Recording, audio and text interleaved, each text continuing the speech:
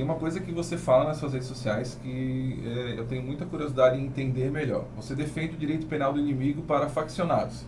O que isso significa na prática? E o político que tira da merenda, da saúde, também se enquadraria em termos de quadrilha nesse processo? Ou não? É só para facções e organizações criminosas? Não, eu vou explicar por quê. Não é porque o crime do bandido, ele não é... O crime do político corrupto, ele não é grave. É porque se a gente abre muito o escopo do direito penal do inimigo, ele se torna uma ferramenta perigosa para tudo, até para perseguição política. O direito penal do inimigo, para quem está nos ouvindo aqui, tem que entender, é uma teoria criada por um jurista alemão que já foi aplicada em alguns outros países, que ela significa o seguinte: grupos que negam o Estado Democrático de Direito naquele país, que negam os direitos das pessoas e que estão permanentemente em cometimento de crime, como por exemplo organizações terroristas, o direito não pode ser igual para eles como ele é para qualquer outra pessoa. Por quê? Eu vou dar um exemplo. Um cara que pertence a uma organização terrorista islâmica, ele está respeitando os direitos das pessoas? Não. O que ele faz quando ele tem poder? Ele mata, ele tortura, ele trafica, ele tem um grupo que basicamente está permanentemente negando a existência daquele Estado. E, em geral, ele faz por objetivos políticos. Uma organização terrorista sempre tem um objetivo político, objetivos religiosos, objetivos de poder puro e simples que envolve poder econômico. Quando ele fala, então, que tem que ter uma legislação especial, uma pessoa que pertence a uma organização terrorista, ela não pode ter, por exemplo, presunção de inocência. Então, quando um policial aborda ela e vê que, esse cara pertence a uma organização terrorista, ela vai ter que ir presa direto. Ela não vai passar por um juiz de garantia, ela não vai poder ter uma progressão de pena quando presa, quando condenada, ela não vai poder ter um habeas corpus. Não, se ela pertence a uma facção, aquela pessoa está em cometimento de crime. O ato de pertencer à facção significa que ela está participando de um crime continuado que nega a existência própria do Estado, ele é um inimigo do Estado. Então o direito penal do inimigo ele tem que ser usado só para um grupo muito específico de pessoas. Porque o direito contra essa pessoa vai ser muito pesado e muito veloz. O nome, inclusive, técnico usado é direito penal de terceira velocidade. Que ele tem uma velocidade muito alta. Ele tem a pena muito dura e a velocidade é alta. Pois bem, se eu fico enquadrando qualquer coisa nisso aí, já uma pessoa que tem uma opinião política diferente é enquadrada. Por exemplo, agora está passando esses projetos lá... Passou um projeto com voto da direita, né, voto do Flávio, né, o PL da misoginia, em que qualquer um que fale qualquer coisa que não seja vista pelo movimento feminista como adequada está incorrendo em um crime similar à injúria racial, que é inafiançável. Então vamos lá. Esse cara pode ser enquadrado também no direito penal do inimigo, que é aí que a esquerda faria. Não pode. Então a gente tem que fazer um enquadramento muito simples, que inclua as facções criminosas, e apenas as facções criminosas, e eventualmente um grupo terrorista que apareça no Brasil, e só. Contra o resto, leis duras e penas duras. Então, contra um político corrupto, penas muito duras. Investigação pesada, Polícia Federal independente, COAF independente. E aí esse cara roubou merenda, vai ficar preso por muito tempo. O que eu tô falando esse cara vai ter o direito de defesa dele? Vai. Igual se você brigar no trânsito com alguém, dá um socão no sujeito, derrubou o cara, beleza, você vai ter seu direito de defesa. Agora, o faccionado não. O faccionado ele tá num status especial. O cara que rouba a merenda, ele tem que ser preso.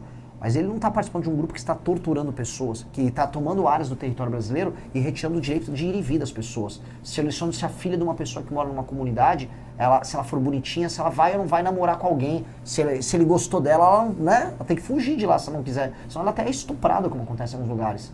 Então, é bem importante a gente colocar isso, porque o direito penal do inimigo é uma arma muito pesada, ele só tem que ser usado em casos especiais. Esse seria o principal combate às facções criminosas, PCC, Comando Vermelho e outras que estão entranhadas no Brasil? Sim. Se você não criar essa excepcionalidade, você não vai conseguir derrotar eles. Porque, veja, se a gente muda as leis penais, as leis de processo penal, o que nós vamos fazer, ou seja, a gente aumenta as penas e acaba com aquelas mamatas de tipo progressão de pena, saidinha, você consegue diminuir o crime, acho que o crime vai começar a cair.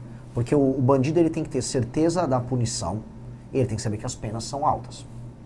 Primeira coisa. Então, nós temos que fazer isso. Só que as facções, elas estão muito poderosas. A gente ficou sem fazer nada contra elas por décadas. E agora o PCC controla, assim, de áreas do Porto de Santos, Baixada Santista, tem grandes empresas fazendo lavagem de dinheiro, é um complexo multibilionário.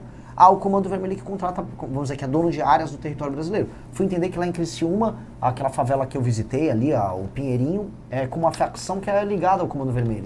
Que é tipo uma franquia do Comando Vermelho. Pô, gente, isso tem que ser destruído. E hoje, para destruir isso, tem que ter um status especial, porque só o que nós temos como lei não basta. Se bastasse, o BOP tinha resolvido isso no Rio. E eles falam, não dá. Eu preciso que vocês mudem as leis para a gente conseguir resolver. Educação em primeiro lugar é uma pauta, inclusive, que o grupo defende muito aqui. A gente tem um projeto muito legal, inclusive, nesse sentido, porque entendemos e defendemos que a educação pode ser a virada de chave para o Brasil. Qual é a missão do Partido Missão para a Educação? Vamos lá, você, bem rápido, a gente identifica a educação pública brasileira como uma educação muito problemática que parte de premissas erradas. Primeira premissa errada, a gente gasta mais com o ensino superior do que com o ensino básico, ou seja, não adianta nada formar uma pessoa mal formada que chega analfabeta funcional no colegial e falar, não, agora você vai para a faculdade. Ela não vai conseguir faculdade. 2, a gente está alfabetizando as crianças do jeito errado, a gente tem que voltar com o método fônico. Para quem está nos assistindo, o método fônico é aquele método assim, beabá, vá, vé, vi, vovu, babebi, bobu, Ivo viu a uva. A gente vai formando as sílabas e com as sílabas a gente vai formando as palavras. Hoje existem muitos métodos alternativos e esses métodos alternativos não são efetivos e as crianças não saem alfabetizadas da escola. Elas saem mal alfabetizadas. Então a gente vai ter que voltar a alfabetizar direito. Isso quem fez foi o Mississippi nos Estados Unidos, fez essa política clara de uso do método fônico, política de alfabetização e obrigar até os 12 anos a criança a saber ler, escrever e falar em público de maneira perfeita. Isso melhora o desempenho das crianças para tudo. Ele virou um dos melhores estados dos Estados Unidos em termos de desempenho escolar. Mesma coisa nós vamos fazer. 3, vamos voltar a dar autoridade do professor na sala de aula e acabar com a progressão continuada. A criança vai repetir de ano, sim. E o professor vai poder expulsar o aluno na sala de aula, dar advertência. O professor tem que voltar a ter autoridade. 4, não misturar mais alunos típicos com atípicos. Essa coisa, a criança com autismo nível 3 vai estar na sala de aula com outra. Não dá! Aquela criança está numa situação especial, ela tem que ter uma sala especial. Se ela ouve um barulho na parede, tum, ela fica abalada, ela chora, ela grita. Aí o professor fica maluco, os outros alunos podem fazer bullying com ela. É um inferno, tá um inferno. 5, proibir celulares em sala de aula. 6, proibir redes sociais para crianças com menos de 14 anos. 7, prêmios para os diretores de escola e para as escolas que têm um melhor desempenho em provas objetivas e com avaliação de desempenho. 6 ou 7, agora esqueci qual eu estava no número. 8, desesperadamente, prêmios para as famílias que têm os seus filhos com melhor desempenho. Então, se um filho tem um desempenho escolar medido por prova superior, a família vai ter um prêmio. Sabe por quê? A gente vai fazer as famílias mais humildes darem valor à educação e participar da vida do filho na escola. Porque muitas famílias humildes no Brasil não veem a educação como um valor. Não veem. Nos lugares mais pobres, as pessoas veem a educação, por vezes, como um lugar em que você taca o teu filho para comer merenda. É um depósito de criança. Por quê? Porque o brasileiro mais humilde, por muito tempo, foi tratado como bicho e não como cidadão. E aí, quando você é tratado como bicho, você acha que educação é um negócio que você nem merece ter educação. E a gente tem que fazer essas pessoas... Então, eu vou falar, você tem uma família mais humilde, você tem um filho que está tirando uma nota alta na escola, você vai receber um prêmio de R$1.000, R$2.000 no ano, entendeu? E, por último, crianças que estiverem indo muito bem, já no 5ª, 6ª série, você separar essas crianças e você dar uma bolsa nas melhores escolas para que elas possam concorrer em igualdade de condições com crianças de escolas mais ricas, mais caras. Renan, para encerrar, até porque você vai ainda fazer uma gravação com o Ronaldo Santana aí para um conteúdo para a gente colocar na Rádio Monte Carlo em breve. O Brasil tem jeito ou o plano é ir para o aeroporto, como muitos jovens dizem? O Brasil tem jeito, cara. O Brasil é para ser uma das 5 maiores nações do mundo. Eu falo isso com tranquilidade. O Brasil só não será uma das 5 maiores nações do mundo se nós formos covardes, tá? Covardes e não encararmos o nosso futuro. O Brasil tem território gigantesco, igual a Rússia tem, a Índia tem, a China tem, os Estados Unidos tem. O Brasil tem mais de 200 milhões de habitantes, igual todos esses países, menos a Rússia. Mas a Rússia tem mais de 130, 140, por aí. O Brasil ele tem recursos naturais gigantescos, igual esses outros países têm. O Brasil tem um PIB relevante, são em reais 12,7 trilhões de reais de PIB. Ou seja, ele está enquadrado nesse universo das grandes nações do mundo. Só que o Brasil não é visto como uma das grandes nações do mundo.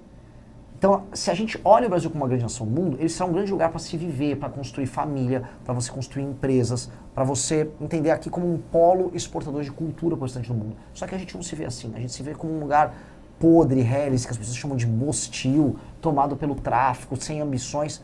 Temos que reativar essa ambição. Se tem ambição, os mais jovens vão construir algo grande. E tudo que um jovem quer construir é o legado dele, é a história dele, ter a aventura de viver. E as pessoas, quando desistem do Brasil e vão fazer isso em outro lugar, elas estão desistindo de um sonho muito grande. E eu quero reentregar esse sonho para o brasileiro. Falta se posicionar do tamanho que o Brasil é. É óbvio. Se você fica imaginando que você vai ser eternamente um coitado, você é um coitado.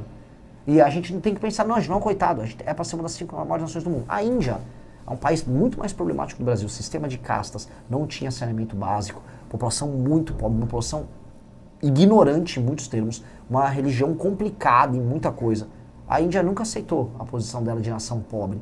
Ela falou, não, nós seremos uma das grandes potências. Todo mundo riu. estão indo agora para a Lua. Então, né, estão crescendo, a nação que mais cresce no mundo aí. E aí? A Índia está no jogo, a gente vai ficar de fora? Fala, meus queridos, aqui quem fala é o Alan do canal Inevitável Cortes, e no meu segundo mês postando cortes aqui no YouTube de figuras do Partido Missão e do MBL, eu faturei cerca de 25 mil reais, ou um pouquinho mais de 4 mil dólares. E se você tem interesse em estar criando o seu próprio canal de cortes, eu preparei um treinamento 100% focado, mostrando o passo a passo para você estar conseguindo fazer seus cortes de figuras do Partido Missão e do MBL. Para acessar o treinamento é só clicar no primeiro link da descrição ou ler o QR Code que está aparecendo aqui no meio da tela agora. E se você gostou desse vídeo, não se esqueça de deixar o like e se inscrever no canal. Te vejo no próximo vídeo.